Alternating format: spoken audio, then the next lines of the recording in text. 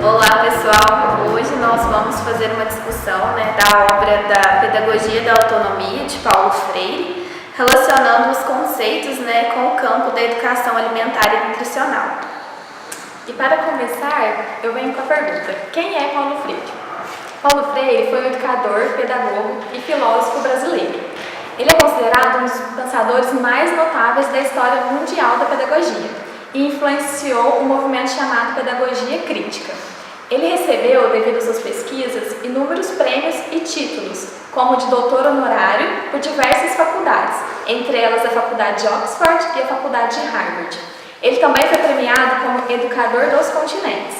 Paulo Freire, ele criticava o sistema tradicional de ensino e, por isso, ele elaborou novos métodos de ensino e lançou também várias obras literárias com ricos conteúdos para a área da educação. As obras de Paulo Freire, como o título o livro que a Adriane apresentou, se tornaram um legado importante, então, para a visão educacional moderna. Suas obras são utilizadas em vários países com embasamento para suas políticas públicas e aqui no Brasil a gente observa sua obra sendo mais utilizada no sistema de ensino, principalmente nas faculdades de licenciatura, na formação docente, mas também em experiências pontuais elas estão sendo utilizadas para políticas públicas e metodologias de extensão. Dentre tantos aspectos, o que a gente pode destacar inicialmente de sua teoria são a crítica à educação bancária, a educação crítica como prática da liberdade, a defesa da educação como ato dialógico e a problematização. E dentro desses conceitos, a obra de Paulo Freire, ou as obras de Paulo Freire, passou a ter uma importância muito grande para a educação alimentar e nutricional. Até então, em 1990 e 2000, a educação alimentar e nutricional era pensada muito de um ponto de vista mais técnico e prescritivo, orientativo.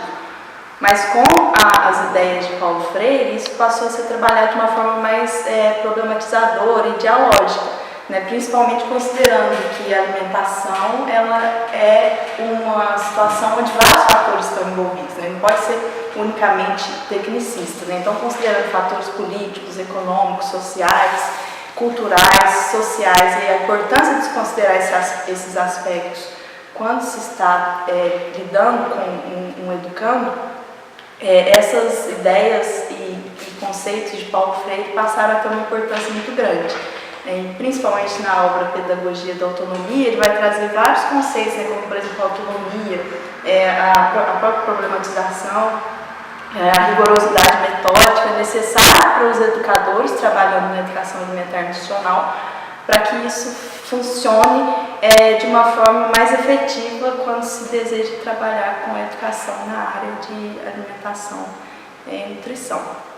E aí, então, a partir de agora, a gente vai entrar em cada um desses conceitos mais a fundo, dando exemplos na prática. Então, por exemplo, se a gente está trabalhando com um grupo de pessoas com vulnerabilidade econômica, será que se a gente chegar com uma intervenção já muito direta e pronta, isso vai ser efetivo para mudar algum hábito deles? Ou a gente vai precisar primeiro conhecer ali o ambiente em que eles estão inseridos, seus aspectos culturais, os seus costumes, como que a gente vai criar um vínculo com esses sujeitos para que eles possam ter uma empatia com a gente e a gente conseguir intervir neles de uma forma mais efetiva. Então, são esses conceitos que essa obra vai trazer para que a gente consiga aplicar na educação alimentar e nutricional. Então, falando um pouco da educação bancária, que foi um conceito que todo mundo aqui, as duas, falaram um pouco pra gente. Essa educação bancária, ela seria o transferir o conhecimento apenas. Então, é aquela, não só um professor, mas às vezes nós mesmos como nutricionistas, a gente quer impor um conhecimento, simplesmente transferir esse conhecimento para um paciente, ou um aluno, ou uma pessoa que a gente esteja ali conversando. E essa educação bancária, que é o grande alvo de crítica de Paulo Freire, que ela é uma educação que ela vai impedir o nosso desenvolvimento de uma curiosidade. Então, por exemplo, a partir do momento que você tem uma imposição de um fato, de um conhecimento que você julga como técnico e verdadeiro, você pode estar inibindo essa curiosidade de um aluno comum de um paciente que seja, né? E aí ele tem uma frase que é a crítica é a recusa do ensino bancário, né? Então, a partir do momento que a gente consegue desenvolver esse pensamento crítico e desenvolver essa criticidade, a gente está recusando esse ensino bancário e aí conseguindo, então, desenvolver uma curiosidade, né? Que pode ser, a princípio, uma curiosidade ingênua e posteriormente desenvolver uma curiosidade epistemológica, né? Que é a gente pensar mais ter uma criticidade maior ao ouvir qualquer tipo de coisa, né? E aí, dentro dessa criatividade, essa curiosidade e esse ensino bancário, a gente também tem a consciência do inacabamento, né? Que ele também vai trazer muito pra gente. Você quer falar dele? Então, até na obra dele, a questão da consciência do inacabamento, né, no tópico 2.1, ele diz, né, que como professor crítico, sou um aventureiro responsável, predisposto à mudança, à aceitação do diferente. Nada do que experimentei em minha atividade docente deve necessariamente repetir-se. Então, assim, eu acho que essa frase ela é o ponto-chave, né, para a gente conseguir entender sobre o inacabamento do ser humano, que nós, seres humanos, né, não somos perfeitos.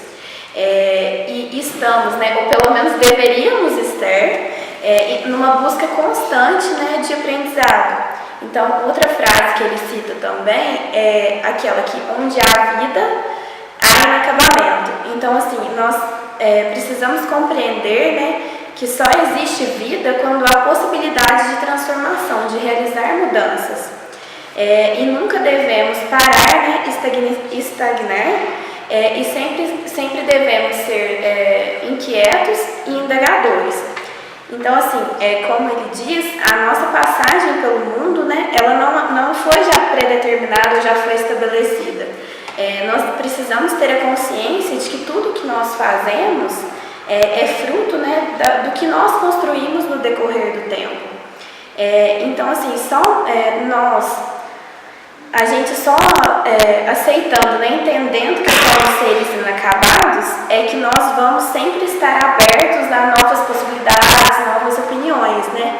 Sempre procurando nos aprofundar cada vez mais na busca do conhecimento. E se a gente não entender que somos seres inacabados, nós vamos ficar fechados, né? Não vamos ter olhar para outro, não vamos ter outras visões, não vamos aceitar outras opiniões. E aí, consequentemente, a gente vai ficar estagnado. E, assim, para a gente ter essa consciência de inacabamento, a gente tem que ter muita humildade. Então, a gente tem que conseguir enxergar, a gente tem que perceber que a gente não é melhor que ninguém e nem pior que ninguém. A gente está aqui nesse mundo para aprender. E a partir do momento que a gente está aprendendo, a gente também está ensinando, né? E se a gente também está ensinando, a gente está aprendendo. E sem a humildade, para a gente entender que a gente que a gente está sendo, né? A gente está sendo. Eu estou sendo a Fabíola agora, mas eu vou evoluir, eu quero evoluir. Se eu não tenho a humildade para saber que eu ainda tenho muito que aprender, muito o que evoluir, a gente não chega em lugar nenhum. E aí eu gosto muito, assim, às vezes, da gente fazer a ligação entre o inacabamento, a humildade e a esperança. Então, a partir de você ter uma humildade, você consegue ter a consciência do seu inacabamento. E a partir dessa consciência de inacabamento, você tem a esperança de poder mudar, de poder evoluir e querer ser uma pessoa melhor do que você foi ontem, do que você está sendo hoje. Você está sempre querendo melhorar para o amanhã, por exemplo. Isso pode ser pensado tanto do ponto de vista do educador, como também do educando, né? Nós, como educadores, devemos despertar isso nos educandos, né? Essa curiosidade, esse inacabamento e essa humildade. Então, assim, às vezes, levando um pouco para a prática profissional, eu acho que a gente tem que pensar que a gente somos todos aqui formados, né? Todos nós somos nutricionistas, tem a Carla que é educadora física, mas que a gente não é dono da razão, a gente não tem que ter a vergonha, por exemplo, de quando o paciente chegar pra gente, perguntar alguma coisa, a gente não tem que falar assim, nossa, não sei, e ficar às vezes receoso, com medo ou assim, de falar que não sabe e querer pesquisar sobre isso. Também é consciência do inacabamento, é a humildade para reconhecer que você não é dono de todo saber e é a vontade, né, a esperança de aprender aquilo ali para poder passar para um paciente depois. E eu acho que isso a gente consegue levar para todos os setores da nossa vida. até porque, considerando essa questão da consciência do inacabamento, o nutricionista é importante também no pensar certo, né, do paciente, porque ele não vai simplesmente transmitir o conhecimento e o paciente ter que absorver aquilo pronto. O paciente também pode ser responsável, né, por melhorar esse pensar certo, mesmo que às vezes o pensamento esteja equivocado em algumas questões, mas à medida que há essa troca de conhecimento, né, ele pode construir esse pensar certo junto com o nutricionista, dentro da educação alimentar e nutricional. Eu acho que isso tira também um peso da gente achar que a gente nasceu pronto, né? Até depois que a gente forma, para quem estiver assistindo, a gente às vezes coloca esse peso na gente. Eu tenho que saber como que eu vou proceder com o paciente. A gente também tem que considerar o conhecimento de um do paciente. Ele vai vir com vários conhecimentos, né? Então, a partir dessa questão do inacabamento, a gente buscar, correr atrás de conhecimento, a gente vai, eu acho que se desenvolvendo mais como profissional. A gente está aqui na pós, né? E a gente vê que cada vez que você procura mais, sabe que você sabe menos, porque a gente sempre tem que estar aprendendo, sempre tem que estar correndo atrás. Então, acho que na nutrição encaixa bem isso, e até por causa das modinhas que a gente está vendo também. Imagina se a gente aceitar tudo que está vindo na mídia, dietas na moda. Então, assim, quem não tem essa consciência, que não sabe tudo, acaba passando isso para frente. Então, assim, surgiu na mídia, surgiu um artigo, às vezes nem é verídico, né? Então... E eu acho que a gente pode usar essa questão que você mencionou aí das dietas da moda para a gente ajudar, né, o paciente a estar construindo um pensar certo, que a Carla acabou de falar, né? Aí ele traz uma dieta que ele acha que daria certo, por exemplo, no cotidiano dele. Aí você pode perguntar para ele, mas por que você acha que daria certo? Quais são os pontos positivos que você enxerga nesse tipo de alimentação?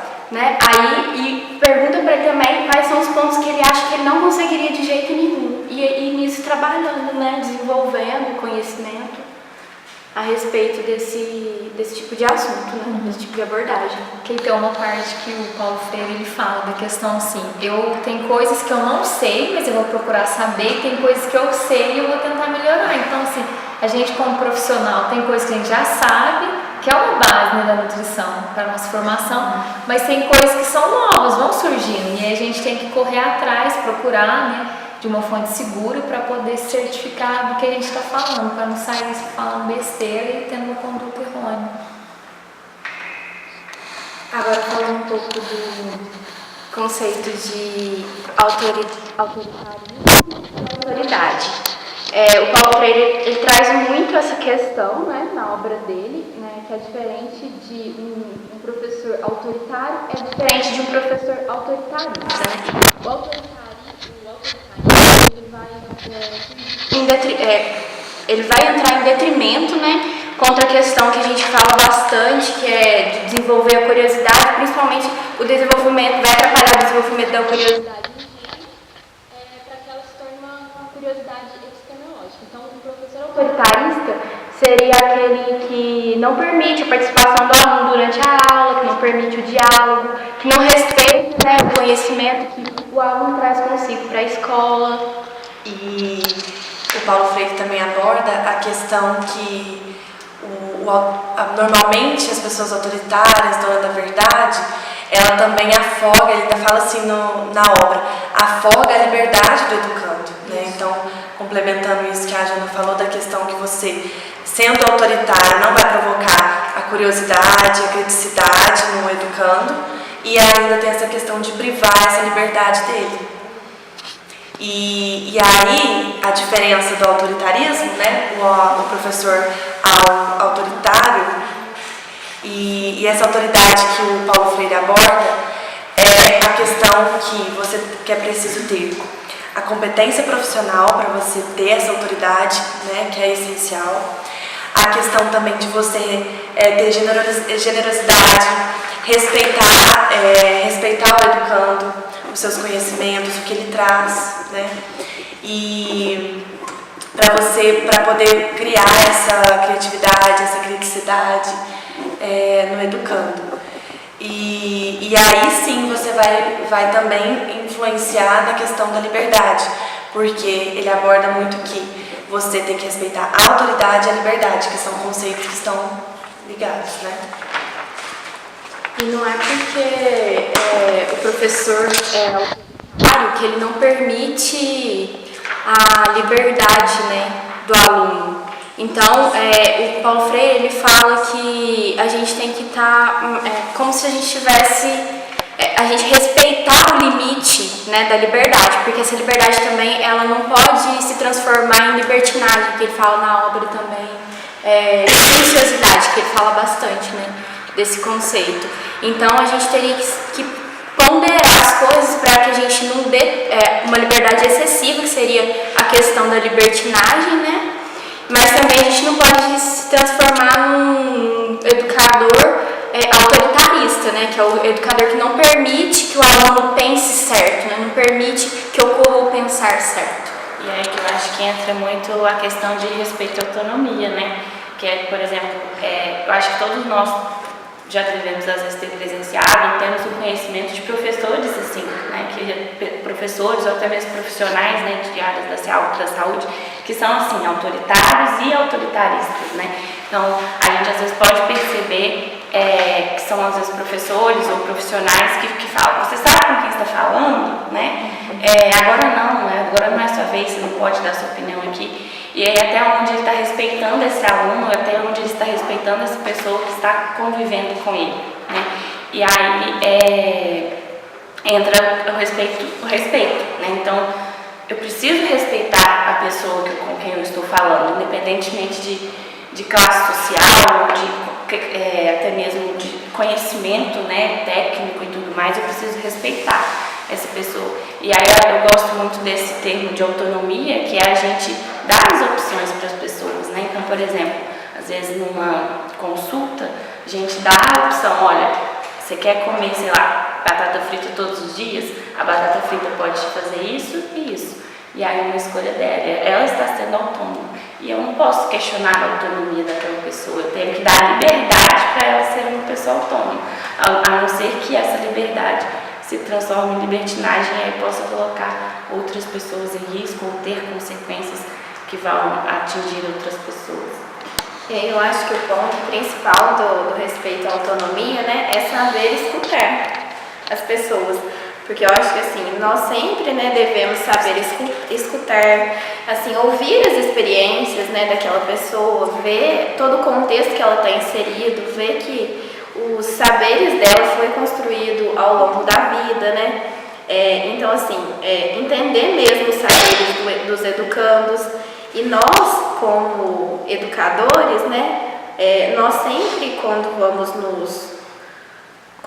vamos conversar mesmo com os educandos, nós sempre, né, deveremos ter isso em mente, né, que primeiro a gente deve escutar. E depois, quando a gente for falar, a gente não deve falar para eles, e sim ter um diálogo mesmo, né, conversar com eles. Então, assim, é tudo questão que acho que a Janaína que falou do diálogo, né? Então é tudo isso mesmo. O principal eu acho que é saber escutar primeiro, para depois conseguir ter esse diálogo, né? E a partir daí ir construindo conceitos, né? Para que se cheguem às conclusões. Essa questão do diálogo, né? Que o Paulo Freire ele aborda na obra como dialogicidade. E essa dialogicidade ele fala que é essencial para a prática da liberdade. Então, esse diálogo é essencial tanto para o educador quanto para o educando, porque nesse momento é a forma como o educador vai entender a realidade, os conhecimentos que o educando traz. E ele também fala da importância desse diálogo para construir essa curiosidade epistemológica que a Fabiola comentou. Então, por exemplo, colocando na nossa prática, né, nutricional, em um atendimento, não pode ser aquele atendimento em que o paciente vai simplesmente só escutar o que o nutricionista faz. Como o nutricionista vai conseguir ajudar esse paciente se ele não escutar a sua realidade, se ele não considerar todos os aspectos que a educação nutricional, né, ela considera? Então, é importante ter essa dialogicidade. Aí dentro dessa situação que foi colocada pelas meninas, que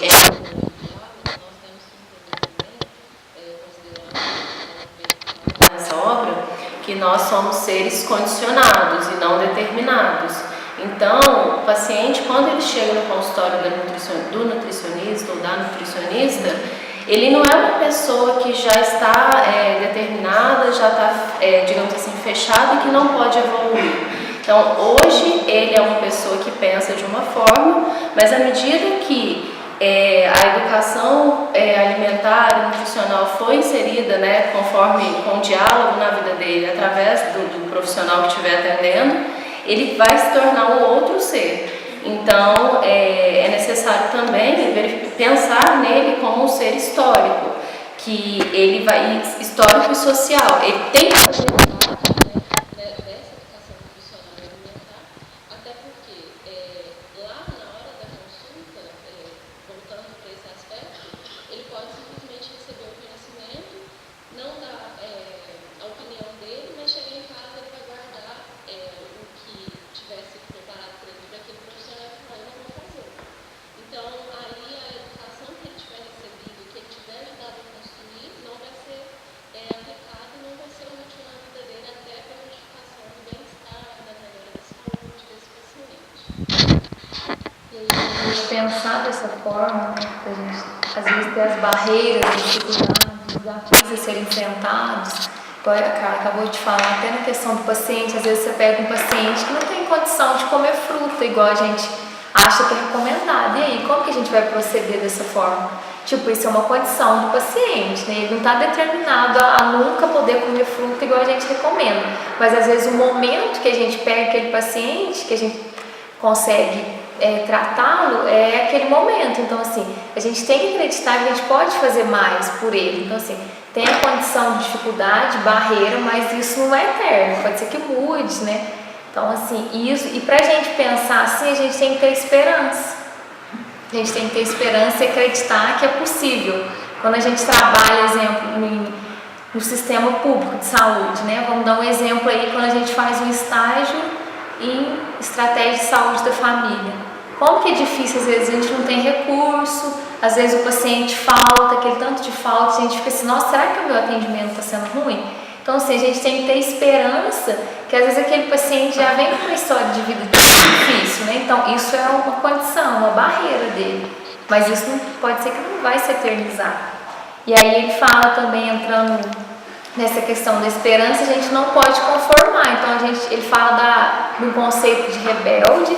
Só que quando ele fala desse conceito de rebelde, ele não está querendo dizer rebelde no sentido de violência, né? De baderneiro, não é isso que ele quer dizer. Ele quer dizer assim, nós não podemos nos conformar com esse mundo, né? Mas a gente pode ser agente de uma transformação. E aí entra a ética. A gente tem que ter ética, né? Para fazer isso tudo.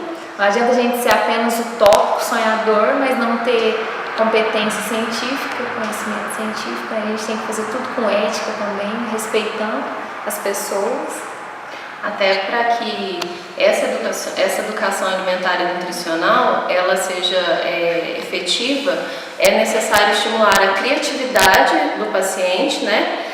Até considerando a questão da rebeldia, que ele seja um ser crítico. Então questione, por que você quer que eu passe a me alimentar com essa quantidade, por exemplo, de arroz e de feijão? Será que talvez eu não possa diminuir um pouco? Eu acho que eu não dou conta. Então, assim, até estimular nele que ele pergunte, que ele faça parte, né, do que vai ser preparado para ele com relação à educação alimentar, né, e nutricional, e que dentro disso, ele sinta que ele faz parte da construção dessa educação. E aí Paulo Freire traz sobre a questão da educação ser ideológica. Então, que o paciente dentro do consultório ou até mesmo fora, que ele tenha o posicionamento dele, não que ele se torne, digamos assim, fechado para modificar a opinião dele amanhã. Mas que ele saiba que o posicionamento dele não é errado, que ele não está, que não vai ser criticado, que ele vai ser reduzido, digamos assim, né? Ah, você não pensa certo, então você não pode dar opinião. Não, que ele né, faça parte da construção dessa educação ideológica também. Eu acho que uma situação que serve como exemplo também, né, para a gente trabalhar bem, tudo que o Paulo Freire ele traz para a gente, que ele apresenta para a gente em relação à educação, seria, por exemplo, um atendimento em grupo, que ocorre muito, né, justamente onde a Patrícia falou, que é na parte de estratégia de saúde da família, né, a gente mostrar para os educandos, que no caso são os pacientes, a importância daquele atendimento, respeitar todo o conhecimento que eles trazem, estabelecer o diálogo, né, para ter o melhor conhecimento de cada um. Eu acho que um atendimento em grupo, seja ele numa estratégia de saúde da família, numa escola, seja ele com qualquer tipo de público, ele também tende a estimular a curiosidade, que vai estimular a criatividade, que vai estimular a criticidade, e aí a gente deixa de ser um ser alienado, a gente deixa de ter essa educação bancária e ficar acomodado com tudo que tem, e a gente vai querer sempre mais, sempre buscar mais, não só no sentido de saber, mas como no sentido até de lutar pelos nossos direitos, ter a rebeldia, né, que é o que ele fala, que a gente vai simplesmente deixar de se acomodar com o que tem e com o que é imposto. Então eu gosto muito quando ele fala que a gente às vezes fica muito, as coisas são assim mesmo, o que fazer, e a gente não pode ter esse pensamento, né, a gente tem que querer mudar, a gente tem que querer ter a rebeldia que ele fala, que eu acho que é de fundamental importância para tudo na nossa vida. Que fala do discurso neoliberalista, né? A questão de as coisas são assim porque são, não tem o que fazer. E a gente tem muito disso, né? Isso. Essas coisas. E num contexto do nutricionista, em muitos casos, essa é uma realidade muito grande, uma dificuldade de atuar no meio, às vezes, onde não tem incentivos políticos e econômicos suficientes. Então, demanda muito do profissional uma habilidade para se trabalhar nesse meio, mas é muito que vocês comentaram, né? Não se acomodar, mas saber que mesmo dentro dessas condições é possível a mudança, mas que para isso também é preciso, além da competência técnica, né, esse posicionamento político que vai fazer com que ele busque meios de fazer mesmo a mudança acontecer. Quando a gente fala, às vezes, de ser um pensamento político, a gente tem que pensar que a gente não está falando da política, né? A gente só está falando que a gente não pode ser neutro, ninguém é neutro. A gente tem que ter uma posição, mas esse político não é a gente demonstrar o partido que eu sou ou o candidato que eu gosto, não, é só ter uma posição, é só a gente não ser neutro, né? A gente saber que não existe neutralidade. Além disso também, ele fala, e às vezes os profissionais esquecem, e é realmente muito importante, que ele fala da questão da reflexão na prática. Então, o profissional tem que sempre estar se perguntando, não é legal o que eu estou fazendo? Está surtindo efeito? Então, por quê? Quando você está fazendo reflexão na prática, você vai se aproximando do processo certo. Por quê? Pensando sobre essa prática, você vai se aproximando.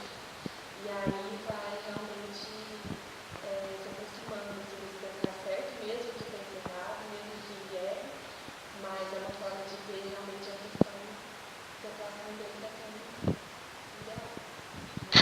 Maneira, às vezes, da gente saber se o nosso trabalho está legal é ter um diálogo, né? Que ele também prega. Com certeza. Então, assim, às vezes em consultório a gente fala assim para o paciente, você sabe o que é diabetes? Ele fala assim, sei. E aí você continua. E aí você acha que ele está sabendo o que é diabetes, mas é sempre bom a gente falar assim, você sabe o que é diabetes? Ele fala, sei. Então você pode me falar um pouquinho sobre o que você acha que é o diabetes? E aí a gente ia construindo conhecimento junto com ele, né? Então, assim, é sempre dialogar, não sempre só falar. Então, no terceiro capítulo agora, ele fala muito da importância da gente saber ouvir, né? A partir do momento que a gente ouve, a gente consegue se colocar, às vezes, no lugar do outro, e aí, a partir do momento que a gente ouve, a gente consegue falar. Então, se a gente consegue ouvir, a gente consegue conversar com o outro também.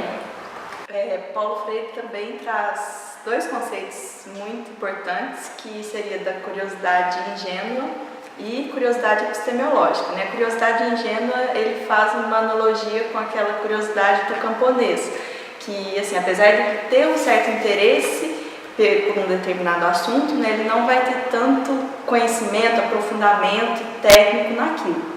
E qual seria a função do educador?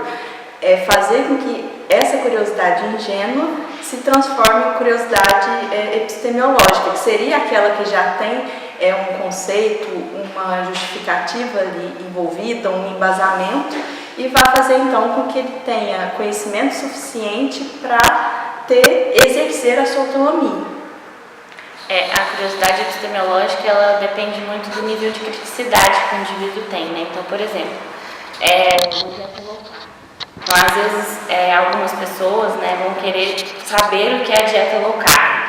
Então, o fato de elas procurarem saber o que é uma dieta low carb pode ser que seja curiosidade de camponês.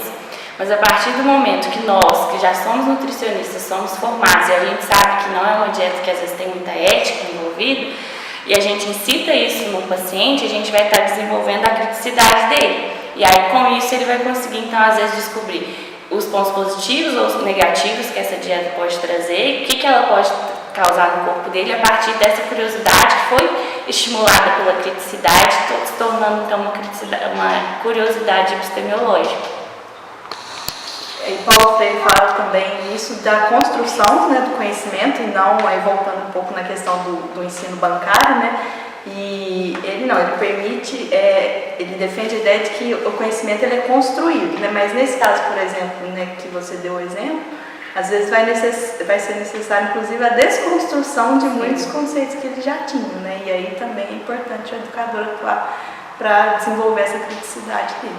E aí precisa da consciência de inacabamento da gente e da pessoa, né? Porque se um paciente ele acha que ele está certo e convicto daquilo, e tem uma pessoa que sempre fala que o convicto é pior que o mentiroso, então quando ele está convicto daquilo, aí é bem mais difícil a gente trabalhar qualquer outro tipo de coisa, né? Porque ele não consegue entender que ele não é um ser que já está pronto, que não vai precisar mais mudar, e não acredita em você, mesmo você expondo todos os pontos.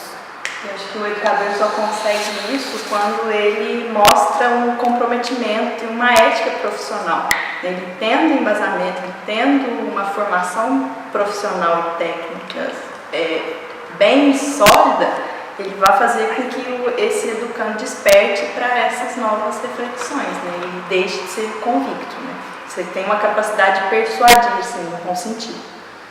E aí essa criticidade, essa questão da gente despertar isso, né, nos pacientes, isso vai gerando o que? Autonomia, porque ele vai ficando menos dependente do nutricionista, das redes sociais, porque ele vai procurar às vezes por fontes mais confiáveis, né? Então a gente tem que pensar que isso vai gerar autonomia, que assim, é o afastamento da dependência do profissional, né, de qualquer outra coisa. E aí, gente, também tem a questão da gente falar e fazer o que a gente está falando, né? Então, assim, se a gente está falando aqui da dieta low carb, que a Fabíola acabou de falar, se a gente sabe que não é uma maneira correta da gente orientar para o paciente, e aí você coloca lá na sua página de nutricionista sobre o benefício do low carb, começa a incitar, às vezes estimular, né, aquele paciente, eu acho que deve ser legal, né? Então, assim, não está valendo de nada. Então, é você falar e fazer, né? Tem que estar junto. Isso entra dentro do conceito, né, que Paulo Freire coloca de corporificação das palavras, que é justamente isso.